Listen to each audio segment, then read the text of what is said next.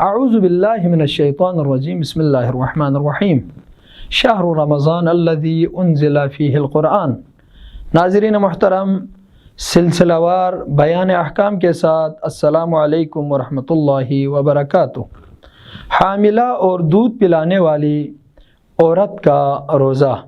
اگر حاملہ عورت اور وہ ماں جو بچے کو دودھ پلاتی ہے، اگر اس کے روزے سے بچے کو نقصان پہنچنے کا ڈر ہو اور اس خوف اور ڈر کی معقول وجہ بھی ہو تو اس صورت میں روزے کو ترک کرنا واجب ہے۔ اس صورت میں بعد میں روزے کی قضا بجا لانے کے علاوہ ہر دن کے لیے فدیے کے طور پر ایک مد یعنی 750 گرام طعام ادا کرنا چاہیے۔ والسلام علیکم ورحمۃ اللہ وبرکاتہ۔